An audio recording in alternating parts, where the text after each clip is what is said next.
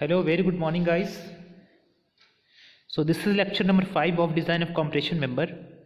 So from this lecture we are going to be start a numerical problem based on design of compression member. So students, ये lecture number 5 है जिसमें हम लोग compression member के numericals के बारे में स्टडी करने जा रहे हैं। और ये लेक्चर काफ़ी इम्पॉर्टेंट है क्योंकि जितना सारे कॉन्सेप्ट को हम लोगों ने अभी तक पढ़ा है उन सारे कॉन्सेप्ट का मैनिपुलेशन और उन सारे कॉन्सेप्ट का रिविजन्स इस पर्टिकुलर लेक्चर में किया जाएगा। बिकॉज जितने भी सारे कॉन्सेप्ट को हम लोगों ने पढ़ा है उसका अगर यूटिलाइज नहीं करें तो फिर कोई बेनिफिट नहीं है। उन सारे चीज़ों को पढ़ाने का सिर्फ एक ही मकसद था कि उन सारे चीज़ों के कॉन्सेप्ट का यूटिलाइजेशन हम क्वेश्चन के दौरान कर सकें। बिकॉज आपके एग्जामिनेशन में जो क्वेश्चन पूछे जाते हैं वो न्यूमेरिकल पूछे जाते हैं। ओके और न्यूमेरिकल को बनाने के लिए आपको थ्योरेटिकल कॉन्सेप्ट पता होना चाहिए। ठीक है, तो जितनी चीज़ों को हम लोगों ने अभी तक कवर्ड किया है उन सारे चीज़ों के कॉन्सेप्ट के बारे में हम लोग अभी पढ़ने जा रहे हैं। तो स्टार्ट करते हैं क्वेश्चन नंबर फर्स्ट, जो कि आपके एग्जामिनेशन में पूछे जा सकते हैं इस टाइप के क्वेश्चन एंगल स्टड से, और एक क्वेश्चन पूछे भी गए हैं। ओके, सो चलिए स्टार्ट करते हैं। सो स्क्रीन बोर्ड पे क्वेश्चन है आपका, a single angle stud ISA मतलब क्या होता है? Indian standard angle section. आप लोग को पता है, आप लोग बहुत ही समझदार हो, इतने दिनों से पढ़ रहे हो तो आप लोग को पता ही होगा। So Indian standard angle section दिया गया, इसका साइज ये है 50 बाई 50 बाई 6 mm। इसका मतलब है कि ये जो एंगल सेक्शन है इक्वल एंगल सेक्शन है, मतलब इसका लॉन्गर लेग शॉर्टर लेग दोनों क्या है 50-50 mm का है और उसका थिकनेस क्या है 6 mm है। एंगल सेक्शन किस तरीके से होता है? एंगल सेक्शन इस तरीके से ही होता है ना, इस तरीके से। यानी कि ये वाला पार्ट भी 50 है और ये वाला भी पार्ट 50 है, बट इसका थिकनेस क्या है यहाँ पे 6 mm है। यही दिया गया है ना, 6 mm है। ठीक है, ये दिया हुआ है। और फिर रूफ ट्रस, अब देखिए कहाँ पे यूटिलाइज किया जा रहा है? रूफ ट्रस के अंदर में। कहाँ पे? रूफ ट्रस के अंदर में जो छत बन रहा है उसमें जो ट्रस का यूटिलाइजेशन किया जाता है। ट्रस किस तरीके का मेंबर होता है? Truss is a series of triangular member, कुछ इस तरीके से होता है ट्रस। इसमें ही जो मेंबर का यूटिलाइज किया जाता है, जो मेंबर यूटिलाइज किया जाता है कॉम्प्रेशन के लिए, एक्सियल कॉम्प्रेशन के लिए, उसी को हम लोग क्या कहते हैं? स्ट्रट कहते हैं। उसी का यहाँ पे क्वेश्चन दिया गया है। मतलब जो भी इंक्लाइंड मेंबर यूज़ किया गया है ट्रस के अंदर में, उसको दिया गया है कि रूफ के अंदर में यूज़ किया जा रहा है, जो कि जिसका लंबाई दिया गया है 1.06 मीटर लॉन्ग। ठीक है, यहाँ तक क्लियर है? It is connected by one rivet at each and. यहां पे देखिए बहुत ही इंपॉर्टेंट चीज यहां पे छुपा हुआ है, one rivet at each and. दोनों एंड में एक एक रिविट का यूटिलाइजेशन किया गया है। Determine the safe load this strut carry. अब पूछा जा रहा है कि कितना ये लोड जो है, यानी कितना लोड को ये कैरी कर सकता है सेफली। ठीक है, अब इसके साथ में क्या क्या डेटा गिवन है? A is equal to 4.68 centimetre square, area दिया गया है 4.68 सेंटीमीटर स्क्वायर, और आर मिनिमम यानी मिनिमम रेडियस ऑफ गायरेशन दिया गया है 0.96 सेंटीमीटर। ठीक है, पहले क्वेश्चन को समझना है, क्वेश्चन में बोला क्या जा रहा है। ठीक है, बोला जा रहा है कि एक एंगल स्टड है, इक्वल एंगल स्टड है, जिसका जो 50 बाई 50 बाई 6 mm का दिया गया, यानी लॉन्गर लेग शॉर्टर लेग और थिकनेस ये दिया गया 50 by 50 by 6 mm। I think कि अभी तक आप इतने एबल जरूर हो गए होंगे कि कौन सा सेक्शन किस तरीके से होता है और किसका साइज क्या डिनोट करता है, ये चीज़ आपको पता होना चाहिए ऑलरेडी। ठीक है, जिसका लंबाई 1.606 मीटर लॉन्ग है। अब क्या किया गया है? इसको दोनों साइड में एक एक रिविट से कनेक्ट किया गया है। साफ साफ लिखा हुआ है rivet at each and, one rivet at each and, है ना। तो आपको निकालना है सेफ लोड कितना कैरी कर सकता है, जबकि ए की वैल्यू दी गई है 4.68 सेंटीमीटर स्क्वायर और मिनिमम रेडियस ऑफ गायरेशन दिया है 0.9 सेंटीमीटर। चलिए यहाँ तक क्वेश्चन आपको क्लियर हो गया। मतलब आपको यहाँ पे कितना लोड ले रहा है स्टड्स उसको फाइंड आउट करना है। ठीक है, चलिए आगे। तो चलिए अब हम क्वेश्चन को सॉल्व करना स्टार्ट करते हैं स्टूडेंट्स।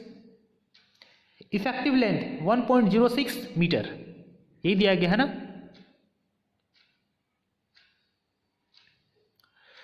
तो देखिए यहाँ पे ये इफेक्टिव लेंथ की वैल्यू 1.06 मीटर कैसे आई? क्यों? क्योंकि यहाँ पे दिया गया है connected by one rivet at each and, one rivet at each and. अब ये इस कंडीशन के लिए हमें इफेक्टिव लेंथ की वैल्यू और सिग्मा एसी की वैल्यू यानी अलाउबल स्ट्रेस की वैल्यू को देखना पड़ेगा। ठीक है, और देखना पड़ेगा और उसको याद रखना पड़ेगा कि एक रिविट दोनों साइड में कनेक्टेड है, तो उसके लिए इफेक्टिव लेंथ की value small equal to capital L, यानी जितना उसका लेंथ है उतना ही उसका इफेक्टिव लेंथ होगा। ये मैंने लास्ट के लेक्चर में बताया था जब आपको इंड कंडीशन के बारे में बता रहा था। ठीक है, वहाँ पे मैंने बताया था।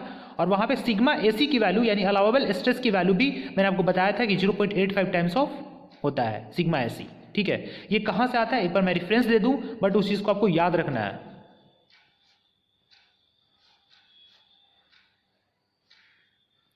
यहाँ पे देखिए यही कंडीशन है ना, जो कंडीशन हमारा यही है, सिंगल एंगल डिसकंटिन्यूअस है और यहाँ पे जो हमारा रिविट है, एक रिविट को कनेक्ट किया गया, वन रिविट और बोल्ट एट ईच एंड, मतलब यहाँ पे भी एक रिविट किया गया और यहाँ पे भी एक रिविट किया गया है, वन रिविट और बोल्ट एट ईच एंड।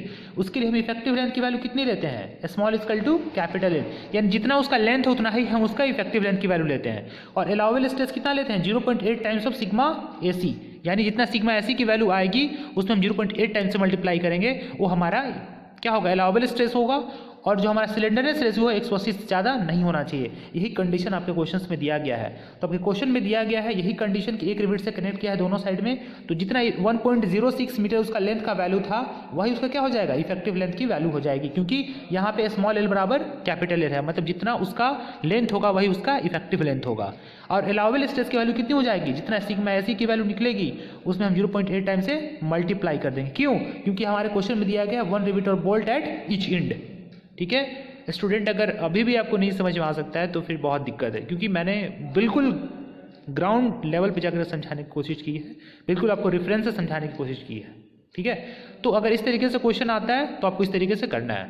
ठीक, अगर रहता कि 2 और मोर रिविट और बोल्ट और ईच एंड रहता या वेल्डिंग रहता तो उसके लिए स्मॉल एल की वैल्यू होती है 0.85 टाइम्स ऑफ एल हो जाता। ठीक है, और सिग्मा एसी की वैल्यू एज इट इज रह जाता। क्लियर है, तो पहला हमें हमारा जो क्वेश्चन इसमें है उसमें ये वाला पार्ट है, यानी कि जितना लेंथ है उतना ही रह जाएगा और अलाउबल स्ट्रेस की value 0.8 times of sigma AC हो जाएगा। चलिए ठीक है, इतना चीज़ अगर आपको समझ में आ गया है तो देखिए, इसलिए जो इफेक्टिव लेंथ की वैल्यू होगी हमारी उतना ही रह जाएगी, जितना उसका लेंथ है एक्चुअल लेंथ यानी कैपिटल, उतना ही हमारे इफेक्टिव लेंथ की वैल्यू रह जाएगी। क्यों, क्योंकि हमारा एक रिविट या बोल्ट से कनेक्टेड है उसके एंड में। ठीक है, ये चीज़ क्लियर है। अब इसको मीटर को हम एमएम में चेंज कर लेते हैं, तो 1000 से मल्टीप्लाई कर देंगे। यहाँ पर हम 1000 से अगर मल्टीप्लाई कर दें तो ये हमारा कन्वर्ट हो जाएगा एमएम में, यानी हो गया 1060 mm। ठीक है, area of cross section of single angle. अब देखिए एरिया ऑफ क्रॉस सेक्शन आपके क्वेश्चन में गिवन है 4.68 सेंटीमीटर स्क्वायर। एक्चुअली में ये हम स्टील टेबल से निकालते हैं, बट आपके एग्जामिनेशन में स्टील टेबल अलाउड नहीं है, तो सारा डाटा क्वेश्चन में दिया रहता है, साफ साफ क्वेश्चन में लिखा हुआ रहता है जब आपके जो एग्जामिनेशन होते हैं एसबीटी के, कि no steel table is allowed and no IS code 800/2007 और IS 984 is allowed in examination. All data is given in the questions, मतलब जो भी डेटा रिक्वायर्ड है वो क्वेश्चन में दिए रहेंगे। तो जैसा कि दिया गया है यहाँ पे, तो area of cross section angle दिया हुआ है 4.68 सेंटीमीटर स्क्वायर। तो अगर आप इसको एमएम स्क्वायर में चेंज करेंगे, तो आप अगर एमएम स्क्वायर में चेंज करेंगे तो मल्टीप्लाई हो जाएगा कितना से, 100 से, तो हो जाएगा 468 mm स्क्वायर, क्योंकि 1 सेंटीमीटर इज इक्वल टू होता है 10 mm, 10 mm होता है। तो अगर स्क्वायर आप करेंगे तो ये भी स्क्वायर हो जाएगा, यानी कि हो जाएगा आपका 100, तो इसको मल्टीप्लाई करेंगे तब हो जाएगा 468 mm स्क्वायर। आई होप कि ये चीज़ आपको समझ में आ रहा होगा। यूनिट कन्वर्जन है मीटर को एमएम में, सेंटीमीटर स्क्वायर को एमएम स्क्वायर में, ये चीज़ आपको समझ में आ रहा होगा। मिनिमम रेडियस ऑफ गायरेशन जो है आर मिनिमम 0.96 सेंटीमीटर है। अब इसको एमएम में चेंज करना है तो 10 से मल्टीप्लाई कर दीजिए तो ये हो जाएगा 9.6 mm। बट मैं फिर भी आपको कन्वर्जन बताते चल रहा हूँ। ठीक है, इसको आप 10 से मल्टीप्लाई करोगे 0.96 सेंटीमीटर को, तो ये मल्टीप्लाई हो जाएगा तो हो जाएगा आपका एमएम में 9.6 mm। ठीक है, अब मैक्सिमम सिलेंडर रेशियो निकालना है। तो मैक्सिमम सिलेंडरनेस रेशियो के लिए आपको पता है फॉर्मूला होता है L/R मिनिमम। L की वैल्यू 1060 है और मिनिमम रेडियस ऑफ गायरेशन आपके क्वेश्चन में दिया हुआ है 0.96 सेंटीमीटर। इसको एमएम में चेंज कर लिए तो हो गया 9.6 से डिवाइड कर दिए, L/R मिनिमम ये आ जाएगा 11.042। ये आ गया आपका मैक्सिमम सिलेंडरनेस रेशियो, क्योंकि अभी हमको इसका ज़रूरत पड़ने वाला है जब हम एक्सियल स्ट्रेंथ को निकालेंगे। आप देखते रहिएगा स्टेप क्या क्या फॉलो कर रहे हैं। पहले इफेक्टिव लेंथ निकाले, फिर area of cross section of single angle निकाले, फिर मिनिमम रेडियस ऑफ गायरेशन को निकाले, फिर हमने मैक्सिमम सिलेंडरनेस रेशियो को निकाला। स्टेप देखते रहिएगा। अब यहाँ पे कोई भी चीज़ नहीं दिया गया क्वेश्चन के अंदर में कि किस टाइप के स्टील का यूज़ किया जा रहा है। तो मैंने आपको बताया था जब कुछ भी नहीं दिया रहा है तो आप वहाँ पे यील्ड स्ट्रेस की वैल्यू 250 मेगापास्कल लेकर के आप आगे सॉल्व कर सकते हो, बिकॉज ये स्टैंडर्ड होता है। ठीक है, याद रखना, जब क्वेश्चन में नहीं कुछ दिया रहे तो एफ की वैल्यू आप 250 मेगापास्कल लेकर के आगे सॉल्व कर सकते हो। ठीक है, तो यहाँ तक आई होप कि स्टेप समझ में आ गया होगा आपको। अब देखिए यहाँ पे बहुत इंपॉर्टेंट चीज़ होता है। क्या इंपॉर्टेंट चीज़ होता है? सिग्मा एसी की वैल्यू को फाइंड आउट करना। बिकॉज सिग्मा एसी का जो वैल्यू आपको यहाँ पे आया है, आप देख सकते हैं यहाँ पे 1110.42 आया है। ठीक है, 110.42 आया है। अब यहाँ से स्टार्ट होता है इंपॉर्टेंट स्टेप्स। तो 110.42 होता है, तो अब हम देख लेते हैं। अब 110.42, चूँकि आपको जो स्लेंडरनेस रेशियो की वैल्यू है उसके कॉरस्पॉन्डिंग में देखिए, यही टेबल मैंने आपको बताया था लास्ट टाइम, ये मैक्सिमम स्लेंडरनेस रेशियो है, ये सिग्मा एसी की वैल्यू है। ठीक है, ये भी है वही लेमडा यानी कि, और ये भी है सिग्मा एसी की वैल्यू, ये नॉट लेमडा एसी, ये सिग्मा एसी।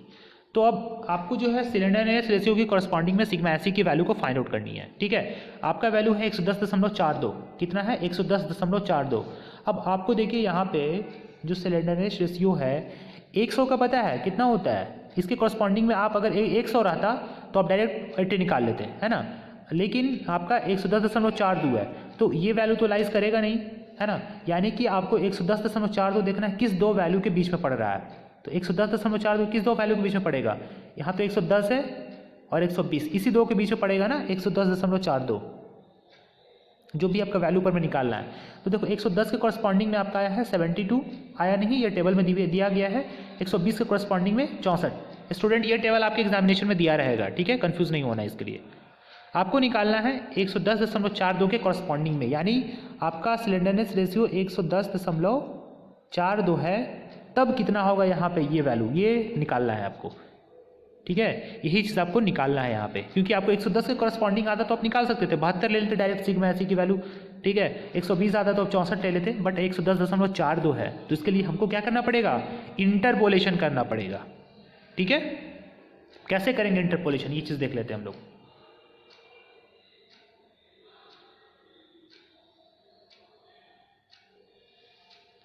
देखिए आपको इसके कॉरस्पॉन्डिंग में निकालना है 110.42 के कॉरस्पॉन्डिंग में। ठीक है, तो कहाँ जाएंगे हम, 110 और 120 के बीच में जाएंगे। ये चीज़ मैं आपको बताना चाह रहा था, मैं डायरेक्ट आपको बताता हूँ, बिल्कुल आसान तरीका। अगर ये चीज़ आप समझ जाते हो तो आप किसी भी तरीके के इंटरपोलेशन को कर सकते हो।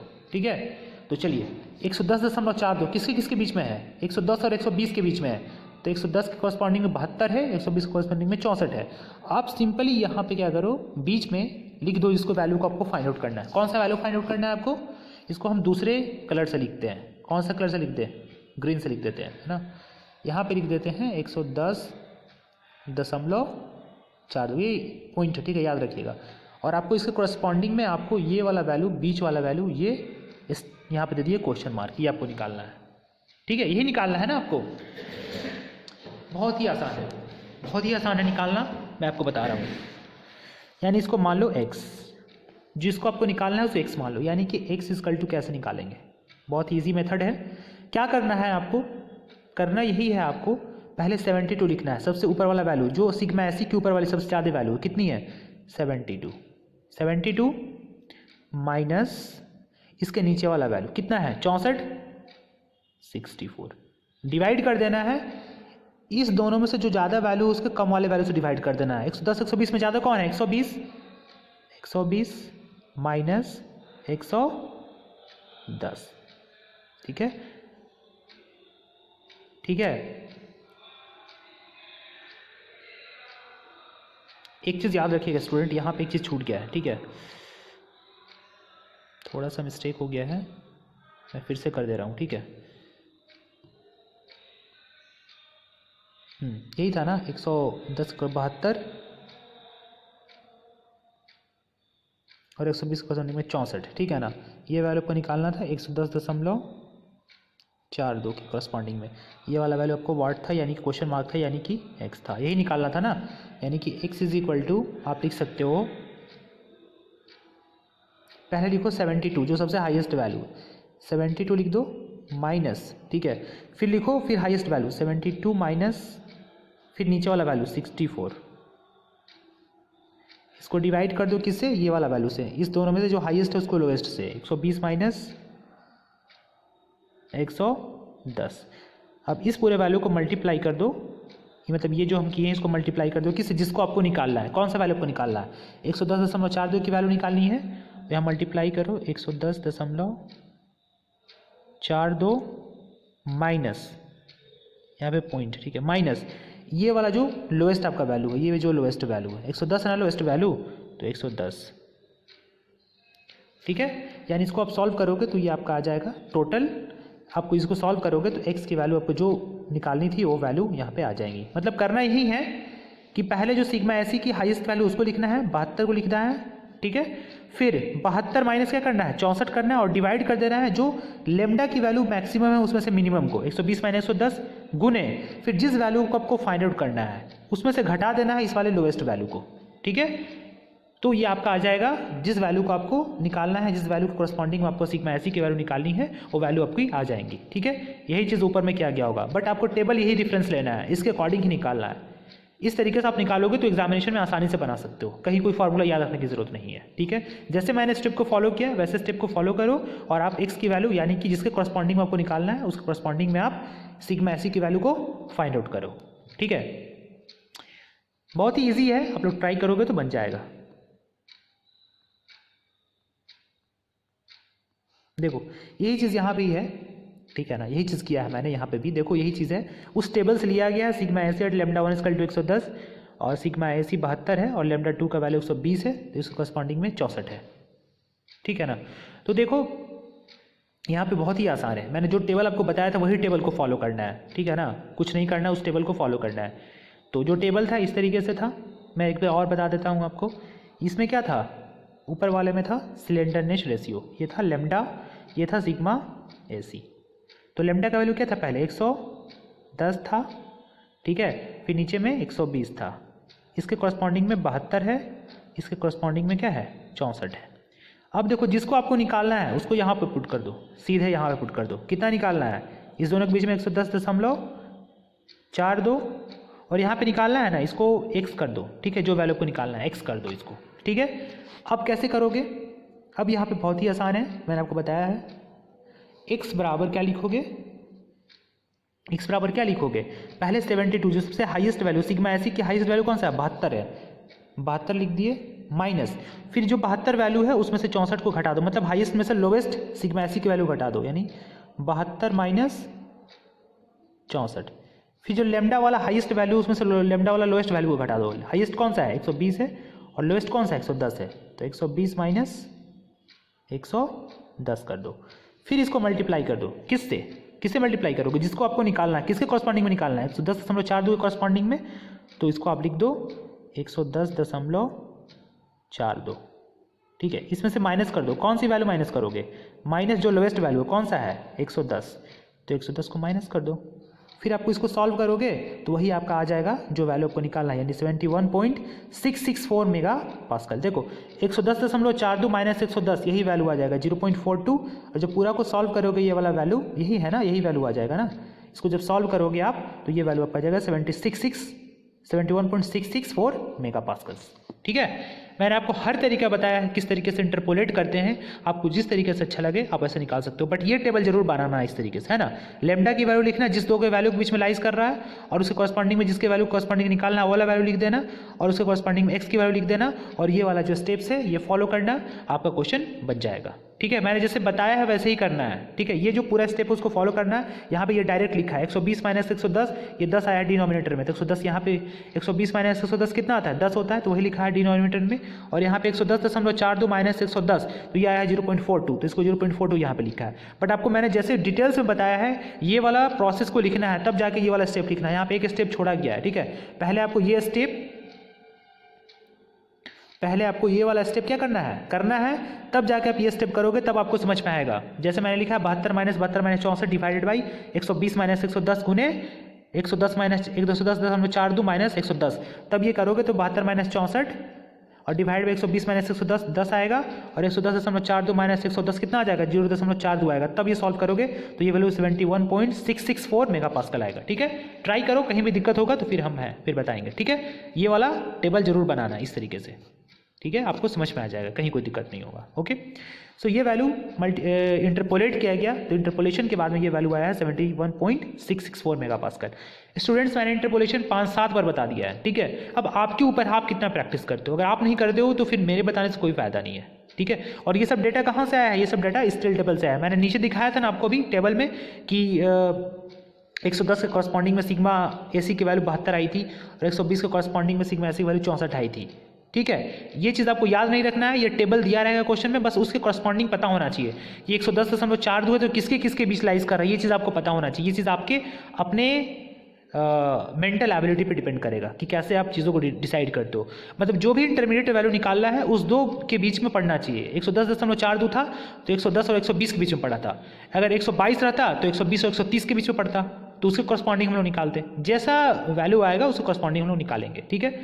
अब देखिए, permissible compressive stress for single angle discontinuous strut, मैंने आपको जस्ट बताया था नीचे में कि उसके लिए सिग्मा एसी की वैल्यू जो लेते हैं 0.8 टाइम्स ऑफ सिग्मा एसी लेते हैं अलाउबल स्ट्रेस की वैल्यू को। मैंने जस्ट अभी नीचे बताया है, अभी भी बताया था फर्स्ट में, और पहले जब हम इससे पहले के लेक्चर्स जब करा रहे थे, जब मैं वो चीज़ बता रहा था उस वक्त भी मैंने बताया था। तो यहाँ पे सिग्मा एसी डैश, यहाँ पे एक न्यू सिग्मा एसी डैश निकलेगा जो कि 0.8 टाइम्स ऑफ सिग्मा एसी के बराबर होगा।